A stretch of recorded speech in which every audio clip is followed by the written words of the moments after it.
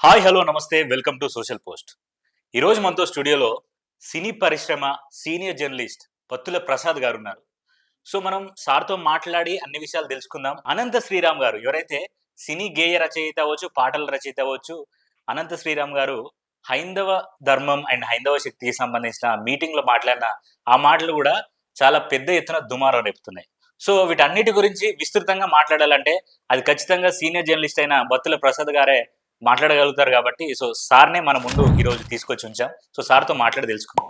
నమస్కారం సార్. నమస్తే. బాగున్నారా సార్? బాగున్నా.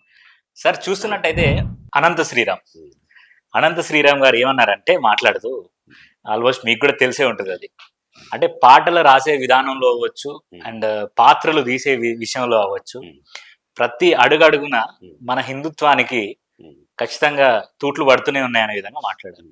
అసలు అనంత శ్రీరామ్ గారి మాటల్ని మనం ఎట్లా చూడొచ్చు? నిజంగా చాలా హాస్యాస్పదంగా చూడొచ్చు. సార్ కర్ణుడు ఏం దానం చేశాడు అని అంటాడు. కర్ణులకి ఏమన్నా అకౌంటెంటా లేకుంటే ఆడిటరా? కర్ణుడు ఎంత దానం చేశాడు, ఏం దానం చేశాడు?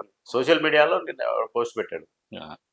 స్వతः జన్మతః పుట్టిన కవచ కుండలాలను ఆయన దానం చేశాడు. అంతకంటే గొప్ప దానం ఉంటుంది.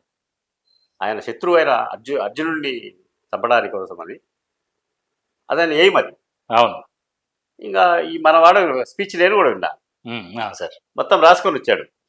ఫలానా సినిమాలో ఫలానా పాటలో ఫలానా దాంట్లో ఇలా చేశారు, ఫలానా సినిమాలో ఇలా చేశారు, అలా చేశారు, ఇలా చేశారు అని రాసుకొని వచ్చాడు. మరి ఆయన చేసింది అది ఏది? ఎన్టీఆర్ మోహన్ బాబు సినిమా వచ్చింది చూడు, యమదొంగ సినిమాలో రంభా ఊరుసి మేనకల అంగాంగాలను వర్ణిస్తూ పాట రాశాడు మనోడు. ఆయన ఎందుకు రాసుకోలేదు? అవును. పురాణ ఇతిహాసాల్లో వాళ్ళు కూడా పాత్రే కదా. అవును. రంభా ఊరుసి మేనక. అవును సార్. సరే, ఎన్ని వదిలేద్దాం. మన సీనియర్ ఎన్టీఆర్ ఉన్నాడు కదా. అవును సార్. దాన వీర శూర కర్ణ అంటే. అవును సార్. అంటే ఆయన కంటే గొప్ప మేధావి ఆయన. ఈయన విమర్శించడానికి అసలుకే కాదు. అసలు నీ చదువు ఏంది, నీ అనుభవం ఏంది, నీ కెపాసిటీ ఏంది? ఏదో నాలుగు పడికట్టు పదాలతో పాటలు రాసే నువ్వు పురాణ ఇతిహాసాలను మన పూర్వీకులు వేల సంవత్సరాల కింద రాసిన దాన్ని విమర్శించేంత శక్తి నీకుందా? ఇది హాస్యాస్పదమే కదా. ఖచ్చితంగా. అసలు అతన్ని పట్టించుకోవడమే వేస్ట్. అవును సార్. అవును సార్. అతనికి అంత నాలెడ్జ్ లేదు. అవును. ఇప్పుడు మనం ఒక భాష మాట్లాడుతున్నాం. ఈ భాష ఎక్కడి నుంచి వచ్చింది? మన పూర్వీకులు బాబు ఈ పదాన్ని ఇలా పలకాలి, ఇది పేరు అని వాళ్ళు నిర్ణయించిండ్రు. అట కాదు, మీ భాషనే తప్పు అని అంటే మన మూలాలను తప్పు పట్టినట్టు కదా. అంతే కదా సార్. అంతే. అది ఏదో అతనికి బైక్ దొరికింది, ఏదో టాపిక్ కావాలి, ఏదో సంచలనం చేయాలని మాట్లాడిందే కానీ అతను మాట్లాడిన దాంట్లో విషయం లేదు.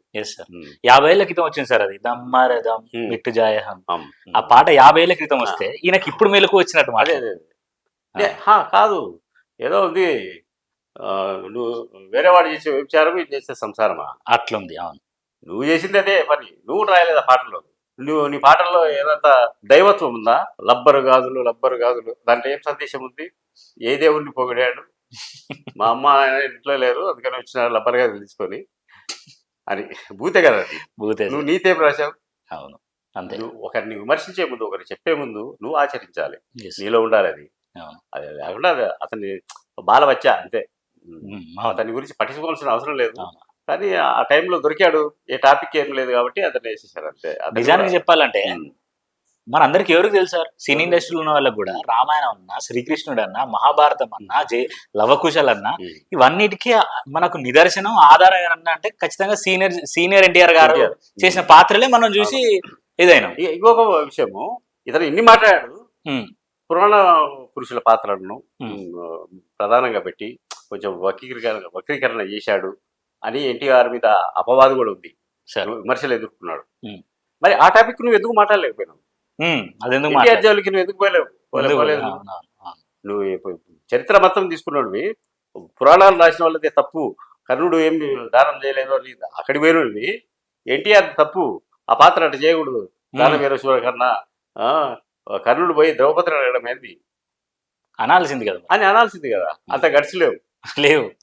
ఏదో మైక్ దొరికింది, ఏదో 4 మాటలు, అది కూడా రాసుకొని వచ్చాడు.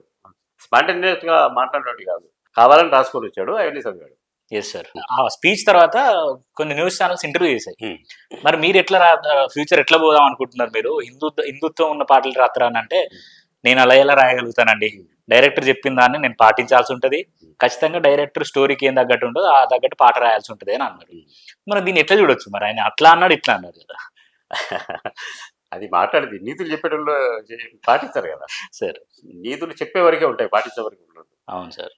రేపు ఇది ఎవరన్నా అంటే అది హిందుత్వం యొక్క గొప్పతనం ఏంటంటే ఎన్ని పాత్రలను వక్రీకరించినా కూడా వాళ్ళు జోవెల్గా తీసుకున్నారు, దాన్ని సీరియస్గా తీసుకోలేదు. అంతే కదా సార్. అది ఆ వక్రీకరించిన వాళ్ళు కూడా ఎవరు? హిందువులే. Yes sir.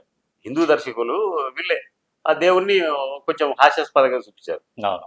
ఇప్పుడు చాగంటి గారు అవ్వచ్చు, వీళ్ళు కూడా ఎన్నో సార్లు మా హిందుత్వంలో ఇన్ని లోపాలు ఉన్నాయి, లోటుపాట్లు ఉన్నాయి, ప్రతి ఒక్క దాంట్లో లోటుపాట్లు ఉంటాయి, వాటిని కూడా క్వశ్చన్ చేయాలి కదా. అవును.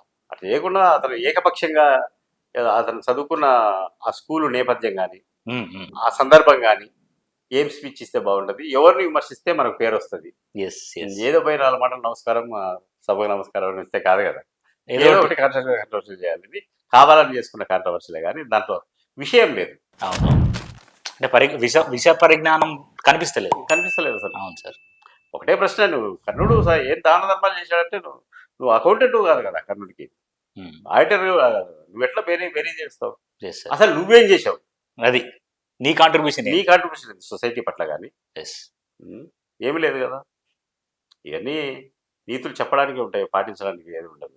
రేపు ఎవరన్నా పిలిచినా కూడా సార్ అదేదో స్టేజ్ మీద మాట్లాడాను సార్, నా పాట ఇవ్వకపోతే కల్కి సినిమా గురించి మాట్లాడాడు అంటే మనమేమనుకోవాలి?